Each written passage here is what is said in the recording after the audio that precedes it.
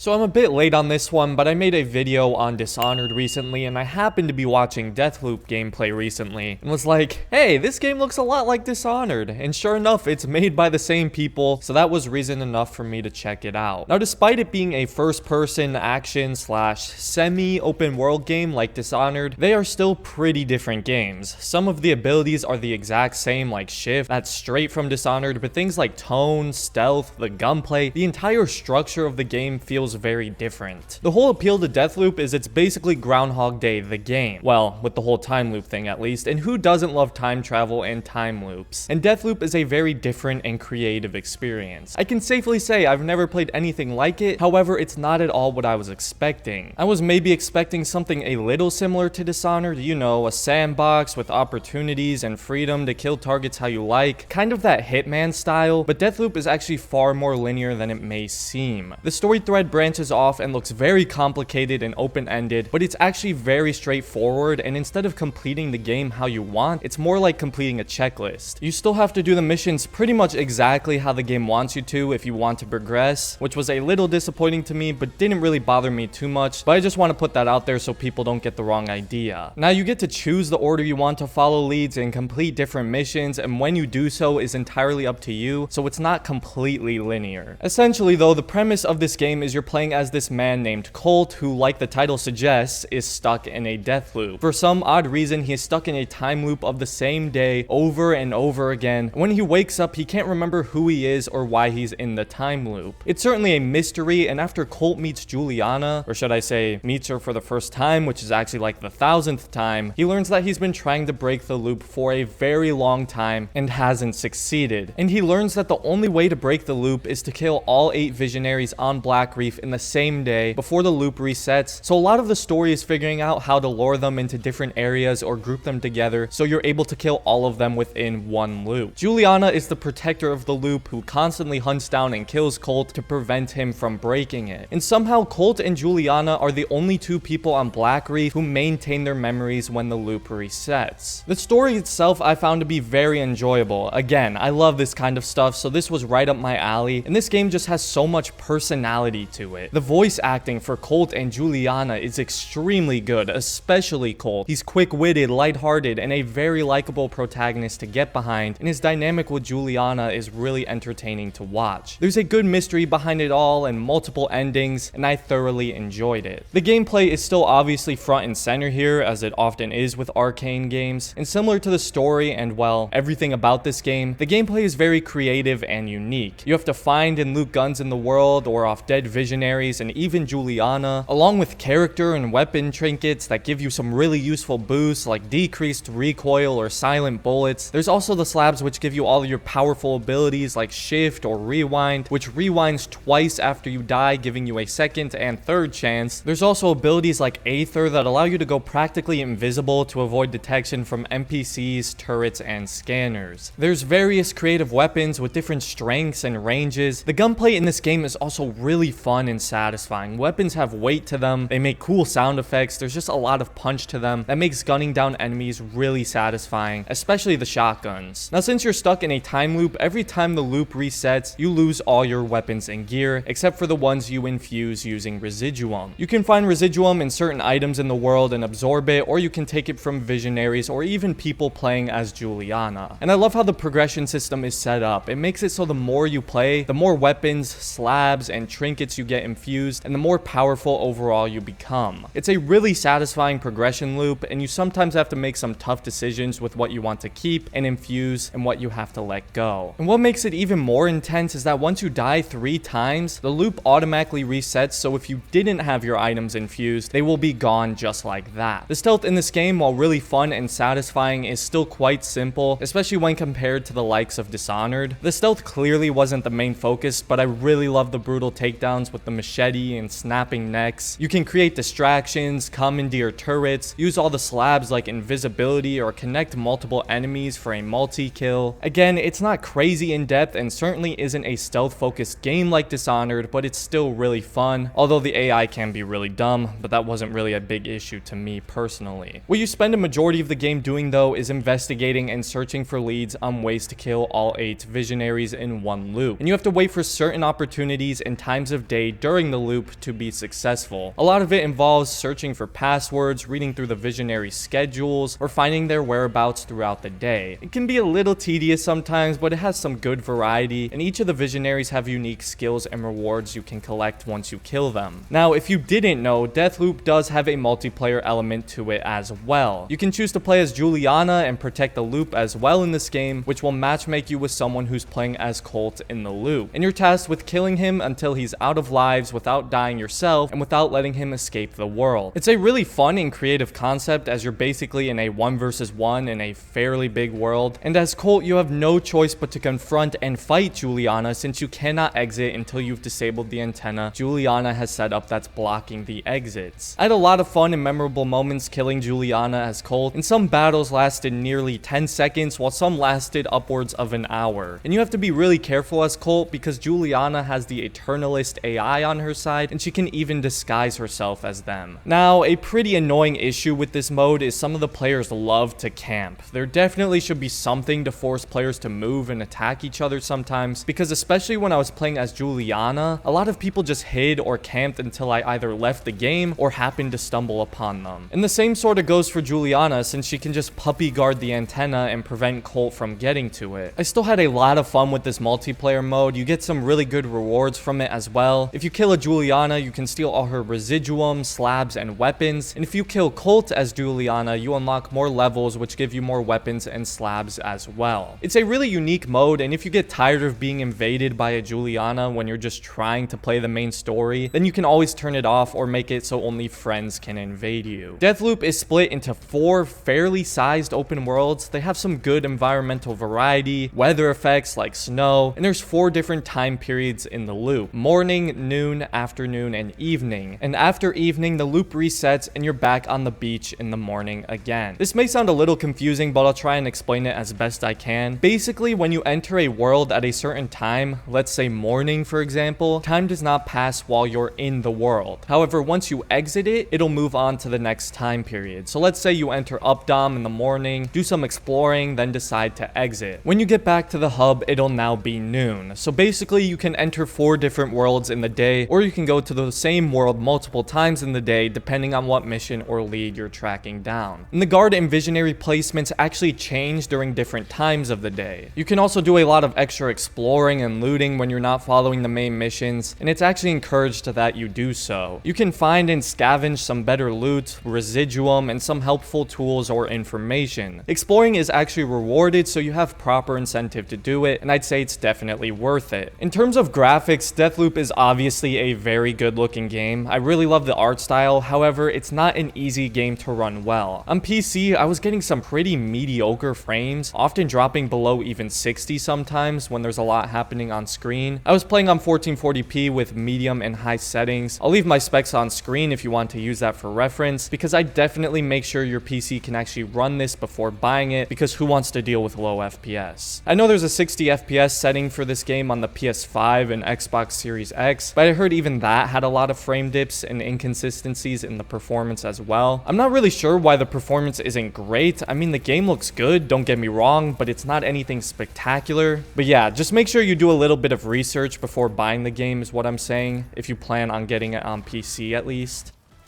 Deathloop is a very unique and creative game. It has a lot of personality. I love the characters, the mystery of the main story. The stealth and gunplay is really satisfying, and the time loop with all the different worlds is a very interesting and unique concept, and it's got a fun multiplayer. Deathloop certainly isn't a masterpiece or the perfect game. It still has a lot of flaws, but it's still a really solid game, and I definitely recommend it to those who think it looks appealing. Maybe consider waiting for a sale or the price to go down a bit, because it's not the longest game. I finished it in around 12 hours, but you can easily put about 30 into it if you do a bunch of extra exploring and stuff. Hopefully there will be some optimization patches for PC in the future. But that about concludes my thoughts on Deathloop. If you enjoyed this video or found it helpful, a like on the video would be really appreciated, and consider subscribing for more videos like this in the future. Far Cry 6 is out, so expect a video on that soon, and feel free to leave some suggestions down in the comments for games you'd want me to review in the future. Other than that, thanks for watching, and have a great day, everybody.